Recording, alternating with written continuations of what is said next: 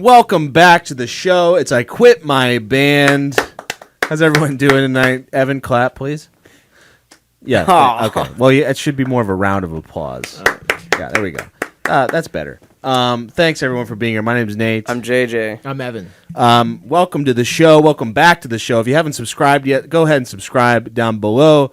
Leave us a comment. Follow us on Instagram and TikTok for podcast clips and comedy skits, and then go in the description, buy the shirt, the official I Quit My Band shirt. We're going to need you to support the show on that one. And subscribe to our Patreon page, $5 a month to become a quitter. We got bonus content coming at you every week right now. We've been going on for the past 5 weeks, I think. Deftones, Led Zeppelin Draft, Swagger Jackers. What am I missing?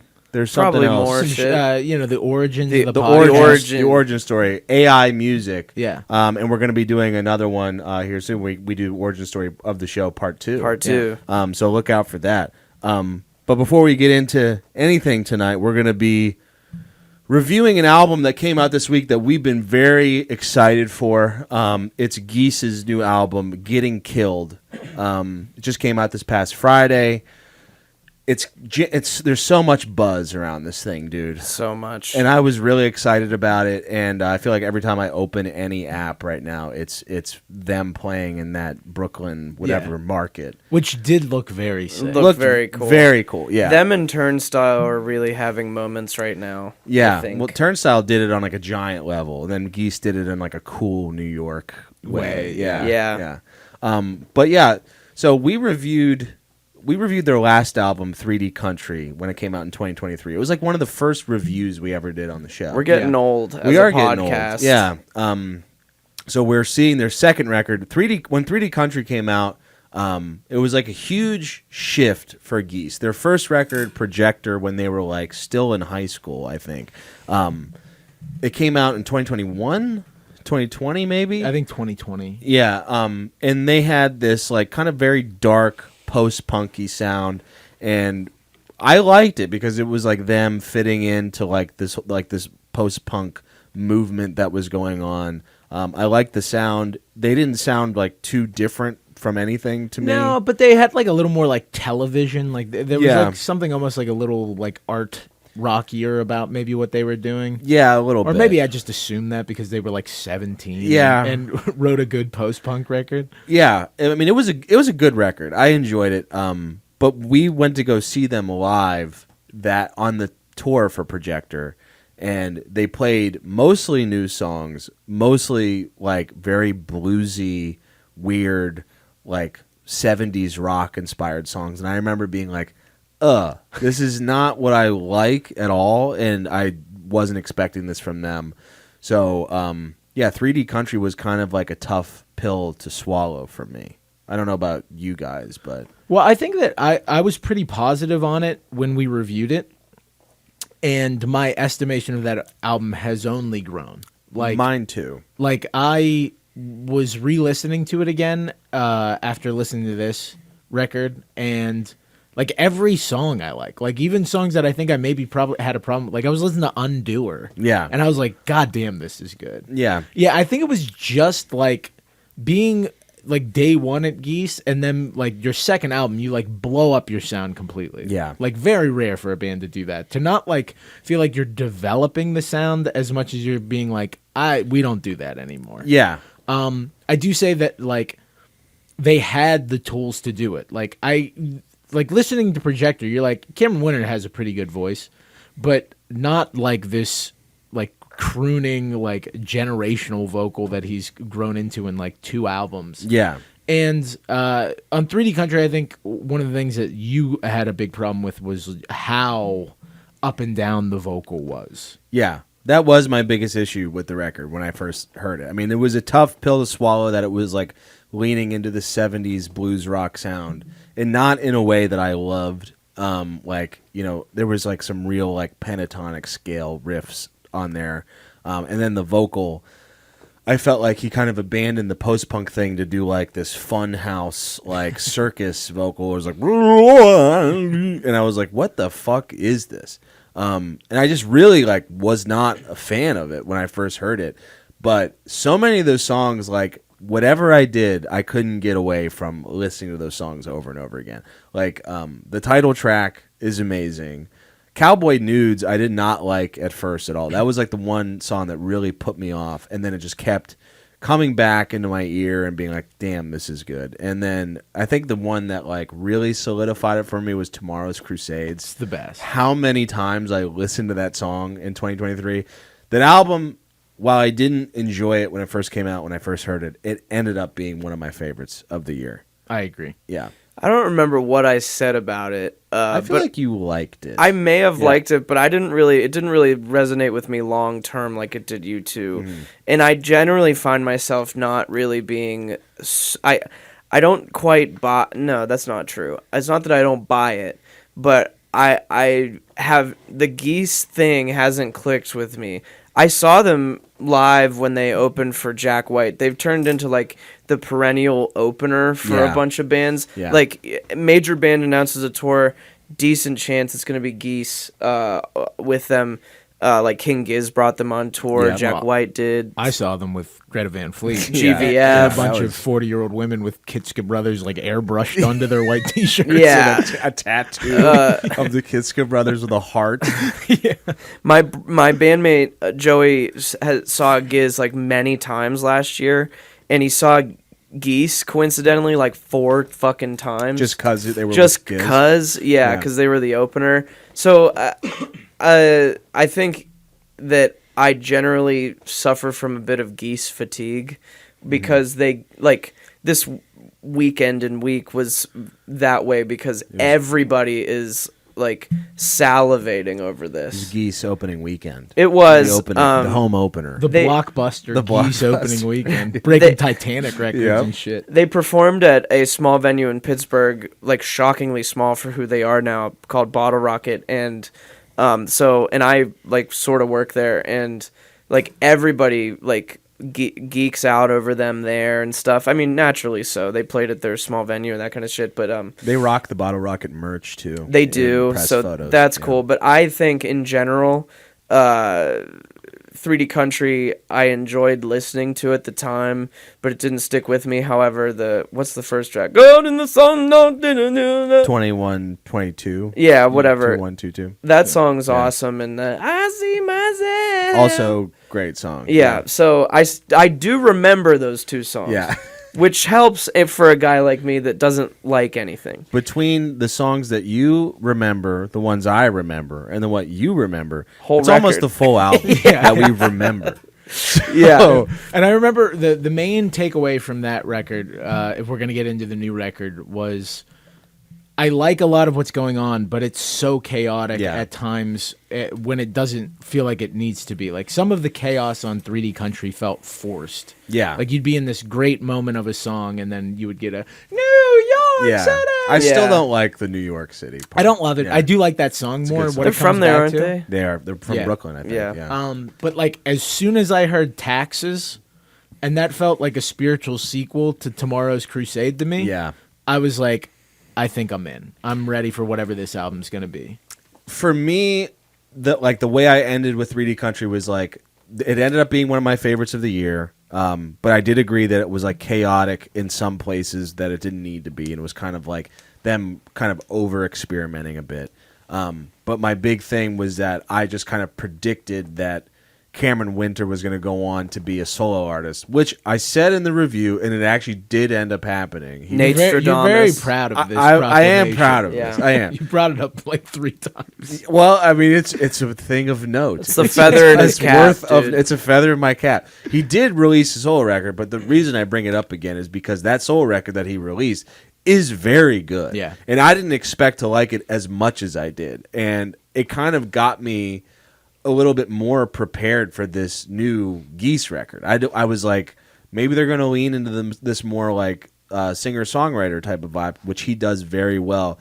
And his voice on his solo record, which is called Heavy Metal, feels way more measured and direct than it was on 3D Country. Like, it seems like he really dialed it in.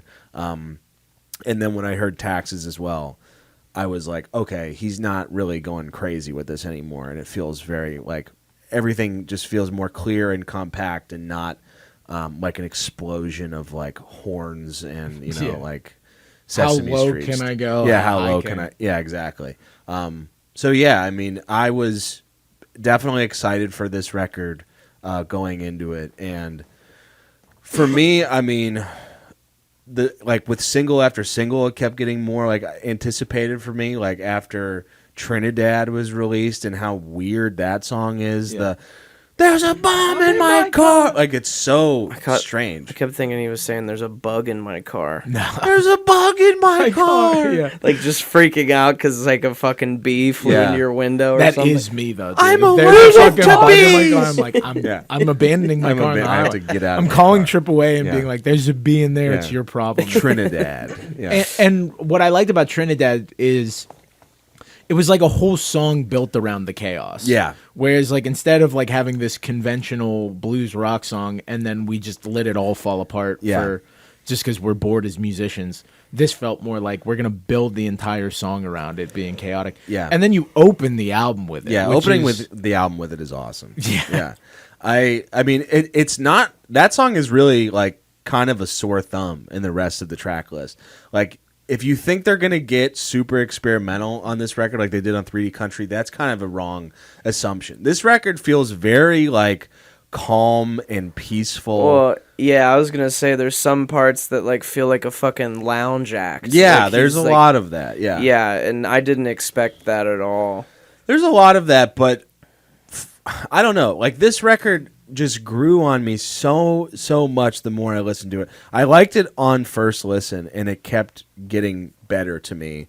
And some of the calmer, I think for me, like the calmer, quieter lounge act songs are my favorites over the ones that kind of go more rockin'. Like, I'd agree. Like, same experience. Like on first listen, I was like, "This is a really good follow up." But like, where the album really kind of, in my estimation, goes into something even better is like from Half Real on. oh, I don't feel like that at all. Really? Yeah, I feel the opposite. I feel like it's very strong in the first half. I think the first half is strong. I would say that the title track feels the most like a leftover from 3D Country. Yeah, I could see that. That one's a little more like chaotic, a little more loud and jammy. Still some great lyrics like throughout the album, and I love the lyrics on Getting Killed. And Island of Men is the other one that like I like, but is maybe the only other song that I don't completely gel with. Whereas like everything from Half Real until Long Island City, Here I Come, I'm like, this is as good of a half of an album as I've heard all year. I mean, I think it's also it's a great back half of the record, but I think that leaving out the front half. I'm not completely abandoning. I mean, Well, no, Cobra and Husbands are fucking fantastic. Husbands has been one of my favorite songs. Husbands of is the incredible. week. I love Husbands, and it's probably the most like uneventful of most of the songs here. Like it doesn't like it really kind of treads water, but like his melody on that song is just so like it fits so well with the instrumentation, and I love the production on this record. The guitars sound really raw and like scrapey and just dirty. There's really not much distortion on anything, but the bass and the drums, the way that those are mixed, are like these like pounding, like kind of new age. It reminds me of like, I don't know, something kind of cheesy, like a Danger Mouse produced record or something like that. I can hear that in the drums. I mean, I think Yeah. the drum kit on this record is one of the It's best sounding great. drum kits. Yeah, Like the it snare sounds sounds fucking incredible. perfect. Yeah. And like the kick drum has like so much impact, but it's so deep. Mm-hmm. The production wise, it reminds me a lot of Brian Wilson.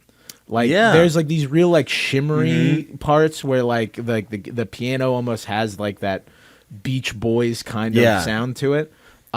Yeah, it's like, and on something like Husbands, I like how that just like that guitar line is like so repetitive and like Yeah. they build the whole song around it. I think the sound of the record's really cool, especially in comparison to 3D Country, which is so loud, Yeah. and like distorted guitars and shredding and stuff like that. Whereas like this one feels much more like poppy, but in like an organic, full way.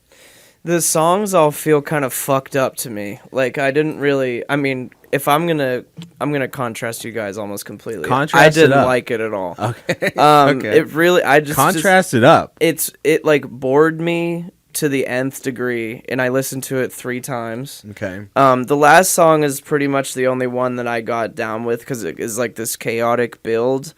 I don't know if it's the song structures that lose me. Something just doesn't click with this band to me, I think. Cameron Winter's voice is really cool.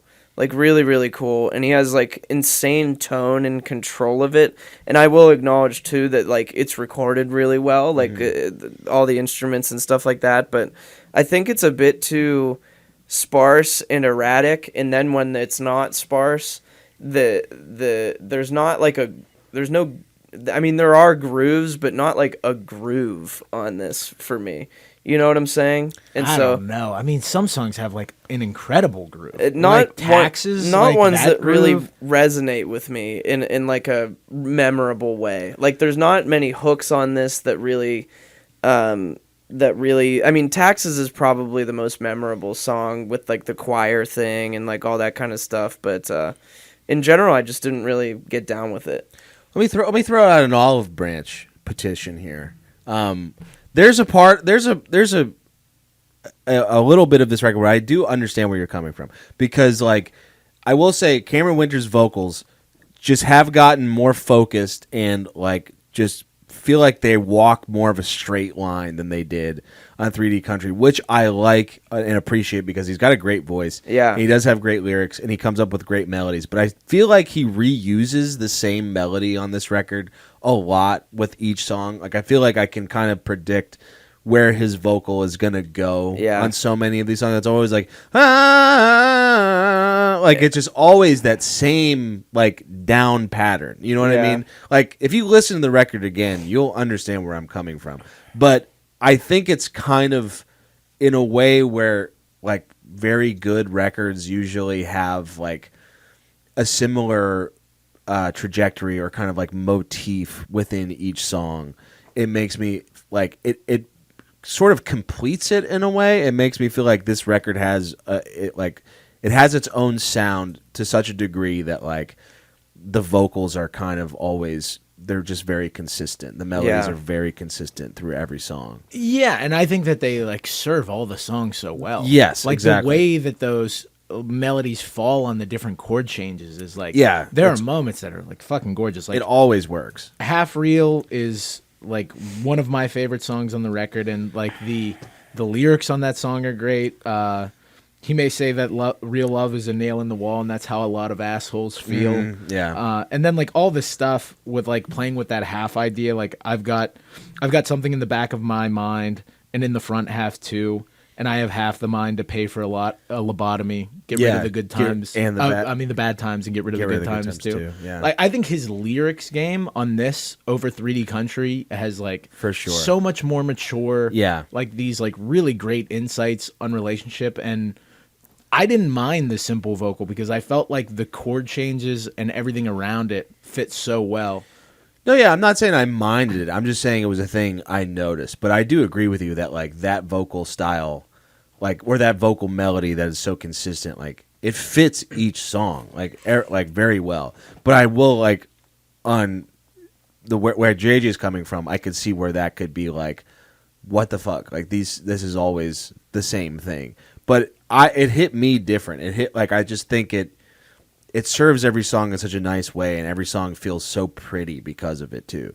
I guess I'm failing to just recognize and feel the pretty part, unless it's like extremely over. Because I like pretty sounding stuff, and like in Taxes, it's very overt. Mm-hmm. You know, like there's like angelic type shit going on with like the female voice that happens in some of the songs, and you know the backup vocals and whatever.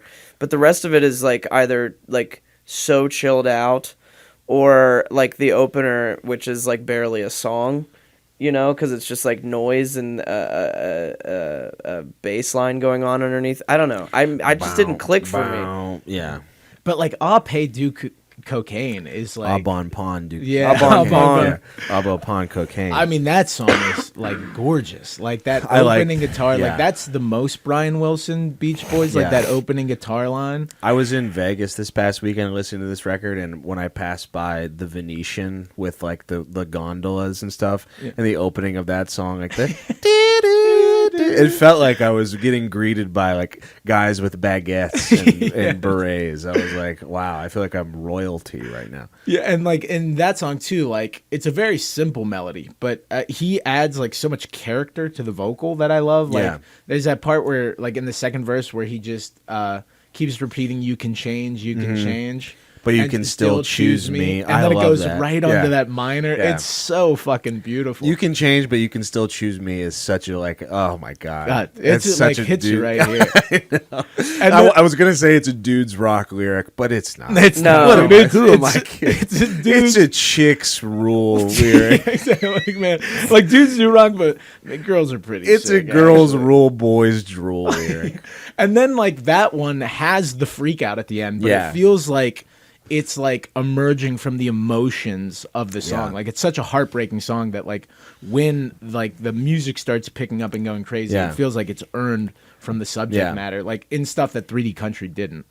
And I love what you were saying before about like the themes of like half, like being half honest or being half real about something that come up on, obviously half real, but also Islands of Men. The what's the lyric? It's you like something between what is real and what is fake. Like that's the Yeah. chorus on that one. So it does feel like there's a theme to this record of like being like 1 foot out the door in a relationship. Yeah, and it's like, and then on Husbands, it's like full commitment. Yeah. This will go on forever. Yeah. I want to wash your feet forever. Like I'm full on committed, and then like it feels It like starts she's breaking starting up. to leave, and then Yeah. it's like he's trying to convince her to stay. Yeah. yeah. There does seem to be like certain thematic things that pick up through songs. Some of my favorite lyrics were on the title track, which isn't my favorite song on the record. Actually, might be my least favorite, but it seems to be like he's talking about trying to be in a band at this time and like the newfound fame. Like he's talking about, I'm trying to talk over everybody in the world.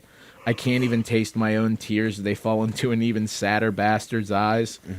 I'm getting out of this gumball machine. I'm getting killed by a pretty good life. Yeah. You know, it's That's like- very like To be miserable, but like also getting what you asked for. yeah, the good times are gonna kill me. It's very Modest Mouse coded a little bit. A little bit. Yeah. Which, I'm in. I can know they got you. They got your ass on that one. And sorry, if we're go ahead. talking, well, I just want to if we're talking sequencing, opening with Trinidad, great. I think it was a good choice. Closing with Long Island City, Here I Come. I mean, what Also, a fucking great closer. choice. Yeah. Yeah, that song feels like all of the songs playing at once. At the Yeah, end. it does. like there's a nice build, and then it starts like exploding and like just keeps getting louder and crazier.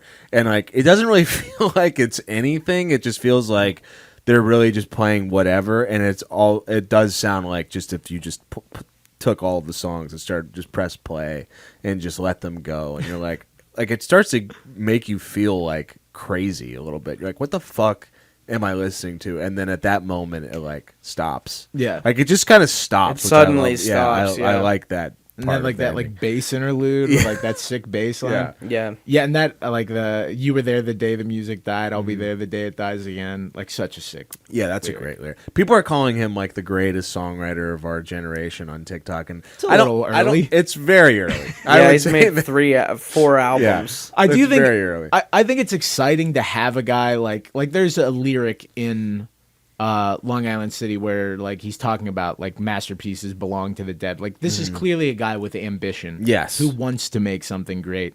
And the fact that like he made a pretty great rock record at 17, he's got like there's a chance that he does. And Yeah. I think that, this album is pretty fucking good. 3D Country was pretty fucking good. Whether I would call either of the masterpieces at this point, I'm not sure.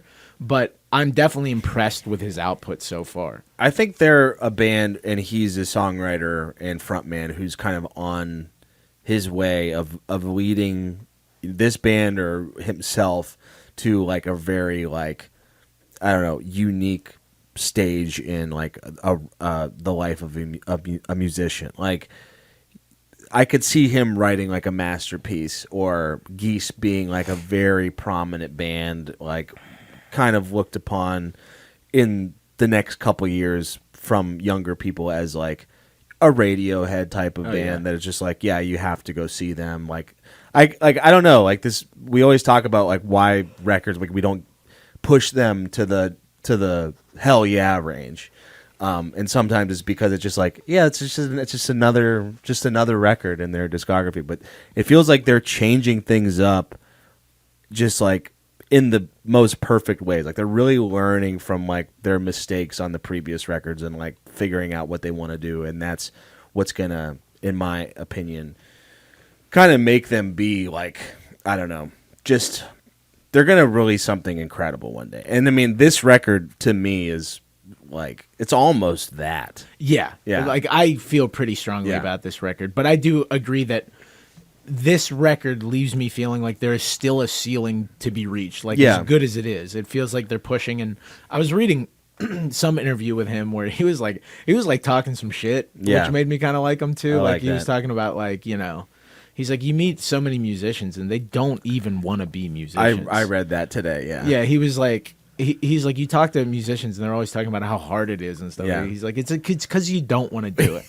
Right. He's like, I walk down the street and I feel like I could make 40 albums tomorrow, you know, like that kind of thing. Yeah, that's a cool mindset to have. I read in that same interview, they were like, I think it was maybe the drummer said something about like, he's like, it was very embarrassing to be in a band until it wasn't. And it was like, yeah, I get facts. That. I got that. I never reached that point, but I imagine you're still right. embarrassing to me, but I will get there one day. Yeah, I don't know. I was really impressed by everything on this record. Like this whole like, I don't know. It felt like such a treat to have, you know, this week so far and just being able to go back to it. I loved pretty much every song. Getting Killed, I will say, maybe my least favorite.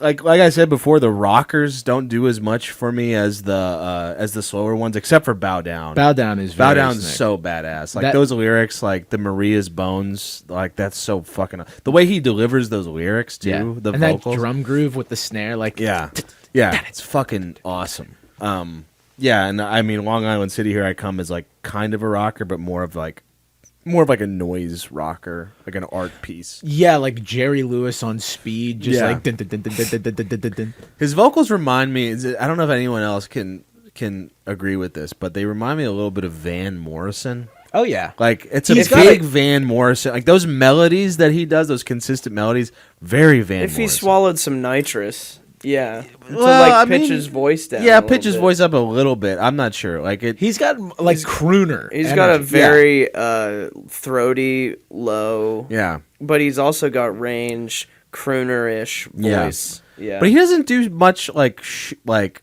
overt showing off that he did on 3D Country. Yeah, like it feels like he's matured and kind of learned how to control his voice on this record. Where 3D Country was kind of all over the place. This feels like a guy who knows how to like carry a tune, like kind of like how we were talking about with Wednesday, like how those melodies can kind of feel so all over the place because of how there's not a ton of control with the way she sings, and like she has a very like different vocal style, but this feels like he does have a different vocal style, but he learned how to like take the reins of it a bit. Yeah, like a song like 100 Horses. Yeah. When you first hear that instrumental, it kind of just sounds like farts and whatever. And then he's able to, and like he's able to carry like this really pretty melody that like gives the whole song a form. And that's not easy to do as a vocalist. Be able to hear that kind of stuff. You almost have to think of your part in like a vacuum. You know, but like both as part of the song, but like, okay, I'm not getting much from the rhythm instruments. Right. I have to provide the thing that's going to hold this whole thing together. Yeah, and he does on so many of the songs. But yeah, I mean, if I had to choose a least favorite, it might be Getting Killed, even though I do like it. Half Real didn't do as much for me as it did for you. It felt like kind of a repetition of things I had heard before, like Husbands and Islands of Men. Like I felt like it kind of fit into those same the same formula of song. Yeah, I really like the way the piano like walks throughout that song, and like there's like that really nice turnaround where it goes from like minor to major, minor to major. Yeah, I really like Half Real. So you're wrong. So and I'm wrong. We CAing? Yeah, let's CA it. Who's going first?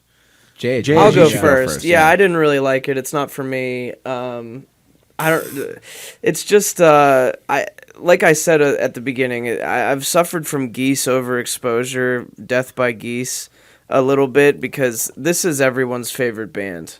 If you're a little bit indie, and I don't want that to be the main reason I dislike it, which it isn't, but it definitely contributes because I suffer from FOMO because I don't get it. But I don't understand this, and it's not like it's too complicated, but I don't totally understand why people like this so much. I mean, you guys obviously do, but there's not enough like catchy melody for me. There's not enough groove. There's not enough like easy to follow song structure. And so for me it just equates to like music soup. And I'm just not interested in eating soup. I want to eat a sandwich, that's well constructed and easy to understand. Okay. So with that in mind, I'm going to give it a 6.2. 6.2. All right. You want to? I can go. You go. I'll go. I feel the opposite. Yeah. But I've seen people online have that take though. Like I think Geese is becoming a band.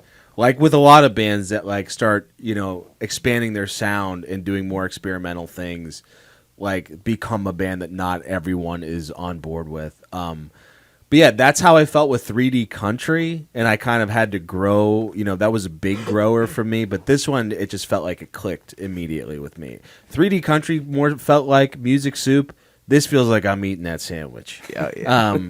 So I'll go with either that. way, we're hungry. Yeah, either way, we're eating. Yeah. But I don't know. I was just really like in awe of most of these songs. Like they just feel really pretty, and the production is amazing, and I just feel like they just took everything about 3D Country that made it kind of like wild and compressed it down and made it like this very mature and this very mature indie rock record that doesn't just sound like a Cameron Winter like solo record, which I think people, maybe there was a little bit of that with people now because he just put out his solo record, but I think it's a lot different.